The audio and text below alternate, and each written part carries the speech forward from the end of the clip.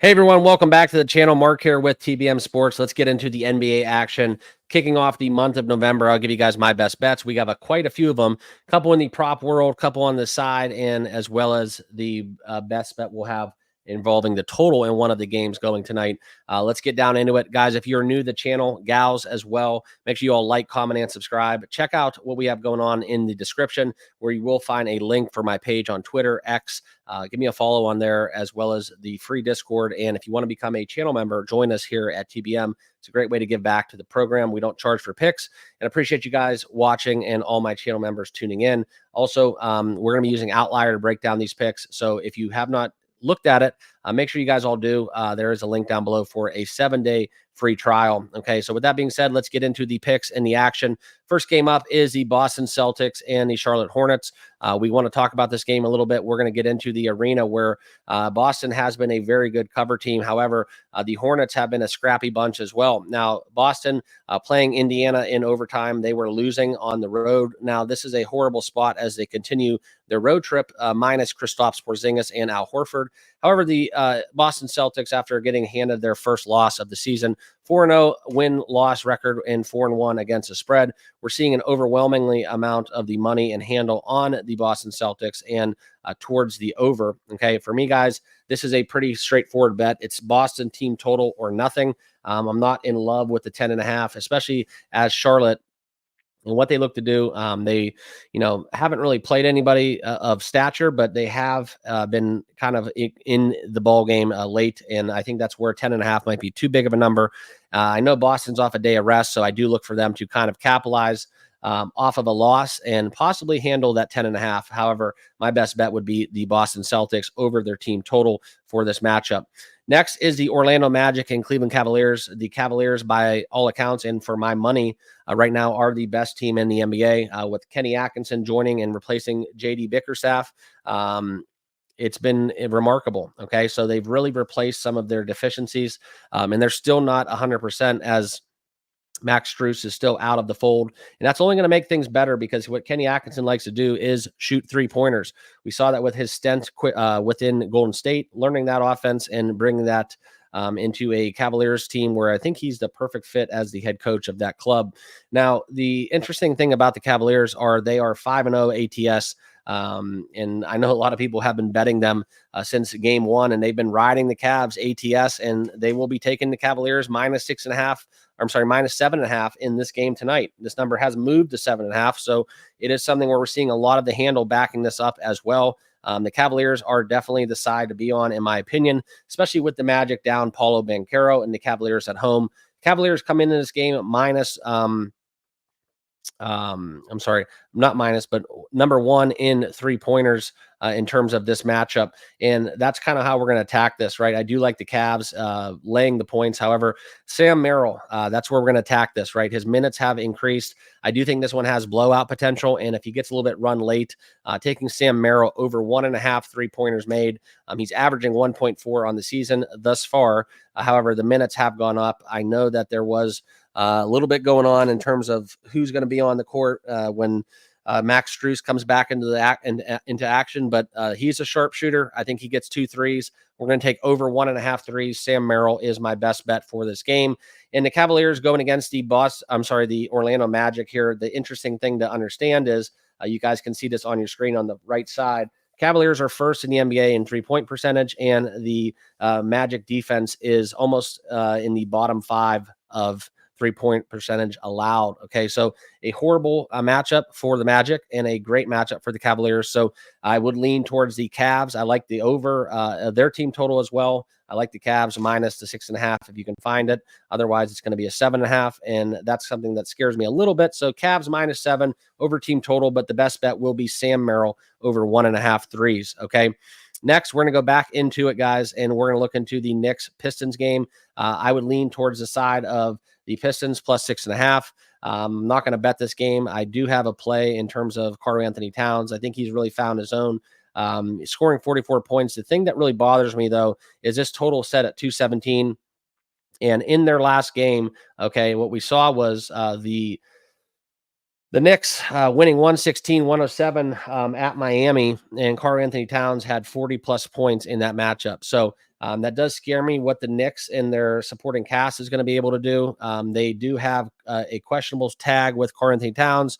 Mitchell Robinson remains out. And as always, I think they're missing the likes of a couple of their key pieces that have since left the Knicks within that big trade. So for me, guys, it's going to be the side of the Pistons getting 6.5 at home.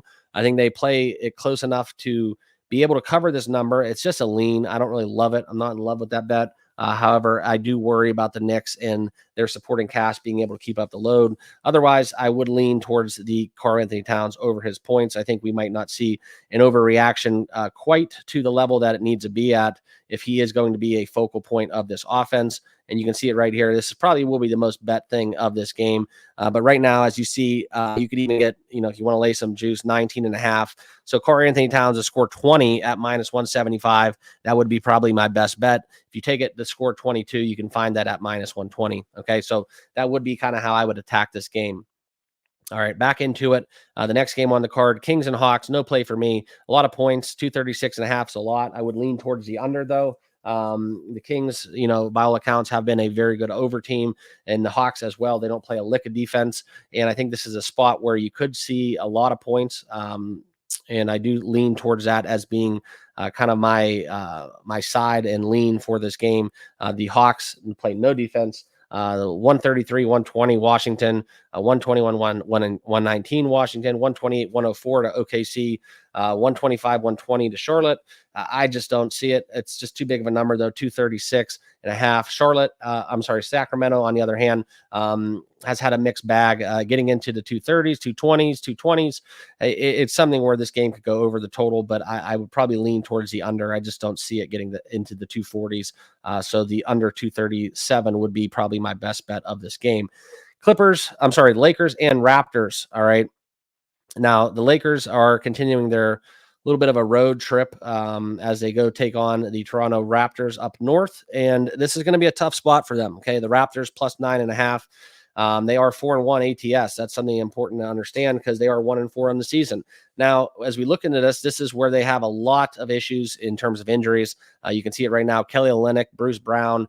We have quickly questionable, as well as Scotty Barnes remains out. So I think the Lakers are going to be able to get their way. I think that with the exception of Podol down low, the Lakers should be able to handle business. The Raptors have allowed a ton of points in a lot of their games. So this is a game that I could see going over. I think it's going to be high scoring. I don't think the Lakers are going to shy away from scoring points. So for me, guys, I'm going to go over the 230, but I do like the small play. If you do want to back the Raptors plus 9.5, that number has climbed a lot. That kind of shies me away from it. The number has climbed from 8 to 9.5, and we have seen this total rise from 228 up as high as 231.5. So that's where I would be at on this game. Best bet would be the over at 230.5. Okay. Next, Bulls Nets. No play for me. I stay away from the Bulls. This is a coin flip game, so I just want to cross this one off of my card. I will not have a bet. The Bulls are plus 1.5 on the road. Total set at 225.5. That will be a no play for me. Next is going to be Pacers and Pelicans. We could see a lot of the handle on the Pacers side of it, money line and the spread, as well as the under 47%. That's where the betting splits are dictating this game going. The Pelicans have been a great under team for me this season. For me, though, I think the Pacers may have found their groove. If I was going to bet this game, it would be on the side of the Indiana Pacers, laying 4.5 on the road. However, I just don't see the value in it. You can find that juiced up at 4. But if we were going to play a best bet, it would be the under. I think that we do get a Zion spot here. Okay. And I think this is where you kind of look at it, how this is going to be responding. The Pelicans have been very disappointing, losing 2 games at Golden State, losing to Portland, almost losing twice to Portland, and beating the Chicago Bulls. I just don't think the Pelicans are playing really good basketball right now. So it's Pacers or nothing and a small play towards the under. Okay. Denver in Minnesota. That will be the next game that we're going to talk about for me. And I do actually have another bet from that Lakers game I forgot to mention. Jackson Hayes, one of my favorite bets of the card. We're We're going to be taking over points and assists, 4.5 at -119. This number is going to rise, okay? And I think that's going to be where you can find some value still at -119. We've seen this in the first 5 games of the season. He's had 10, 10, 5, 0, and 8, respectively, as we look into that matchup against Phoenix. And you want to know why? Okay. Can't really explain it. He had 12.5 minutes, but all we need him to do is basically have 2 buckets and a free throw made, and we do cover this number. He's done this with equivalent minutes. He had 19.1. I think that we do get the potential for a blowout, which he would have a lot more run as well. So Jackson Hayes over 4.5 points and assists is one of my best bets, as he's exceeded this 7 of his last 8 games on the road. That is probably one of my favorite bets of the card. All right, but back into it. Sorry for jumping ahead a little bit too quick. We will talk about the 2 games on the West Coast, Denver and Minnesota. This is a play for me on Minnesota -4. I liked Minnesota on the money line, but now -180 is a little bit too out of reach. For me, this is something where we look at the Denver Nuggets. They've played a couple overtime minutes, and that's where I do look for a little fatigue, albeit they have the Joker.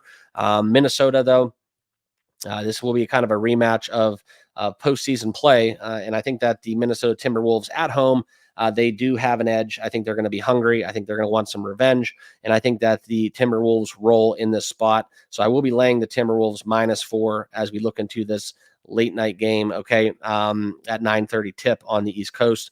And it's important to understand, though, something that you look at kind of the Nuggets. They are 0-4 ATS, and I think this is something where if they didn't have the star power and the perennial finals conversation, I do think this number would be a little bit flipped, and Minnesota might even be up 6.5 on the favorite odds. So I think this is something where it's a play off of the Denver fatigue. I think that Minnesota gets the job done, and I like the Timberwolves here -4 as my best bet. We have a couple bets as well in this game. The first one we're going to get into is Russell Westbrook. Okay, Russell Westbrook under a 3-pointer made -148. Here it is, guys. Very simple. There's no bar chart. Okay. His minutes are up. However, I do think that he attempts 1.3 3-pointer a game. So looking not to attack this from a 3-point perspective. So basically, he's going to try 1-3 by the numbers, and let's just hope it doesn't go in. I'm going to lay Russell Westbrook under the one 3-point made at -148. That is one of my best bets. Okay. Also, we're going to stay in this game. Let me find it right here. Christian Braun. We are going to look at his numbers, but it's going to be in terms of the points, rebounds, and assists. Okay. Christian Braun has hit this in 4 of his 5 games this season. 4 of the 4 games they played, and that's 24, 19, 23, and 18. Right now, this is set at 15.5 at -120. I see some value in this. We're going to take Christian Braun over the 15.5, especially if I am right and Denver does have some fatigue. They are going to get blown out, and Christian Braun will get a lot more minutes as we look into this. Okay. Something else to note is his minutes has gone up 29, 34, 39, and 38. I know those are overtime minutes, but still, I do see some value taking Christian Braun over points, rebounds, and assists in a game where I think he's going to have to play quite a bit. Okay. So that will be kind of how I wrap up the Nuggets Timberwolves game, and we'll get back into the action as we have one more game to talk about, and it'll be a game that we have another play in, and this will be Oklahoma City, okay, and the Portland Trailblazers. Now, for this game, we are going to attack the under. I don't think Portland scores a lot of points, and I think Oklahoma City is going to take care of business here on the defensive side of things. Everybody looks at them as, okay, they got SGA, and they have a lot of star powers, but I think that they're still lacking a little bit. I'm going to go under the 220, 221 as a best bet. I think that OKC is playing very good defense. Okay. And I think this is where you look at kind of how Portland is as a team and looks to struggle. They're very, very hard to get over that 100 point threshold when they do play a good defensive team. We saw the game against the Clippers go 106, 105. That's a very good data point because I do think that's what lends towards this handicap being under 221. So that will be my final best bet of the evening. So just a quick recap. We're going to go Minnesota -4. We're going to go under 221, Oklahoma City and Portland, as well as we're going to be taking Jackson Hayes over 4.5 points and assists. Sam Merrill over 1.5 threes. Russell Westbrook under a half 3-pointer made, minus 148 on that number. And the likes of Christian Braun over 15.5 points, rebounds, and assists. So appreciate you guys watching. This is the Friday rundown where we break down all the NBA action. If you guys want to know more and follow me on a daily basis, follow me on X at The Better Mark, as well as make sure you guys all hop on over to the free Discord. And please let me know what you guys will be betting tonight down below in the comments. I'll look forward to reading those. Appreciate you guys. We'll see you all in the next video. Cheers.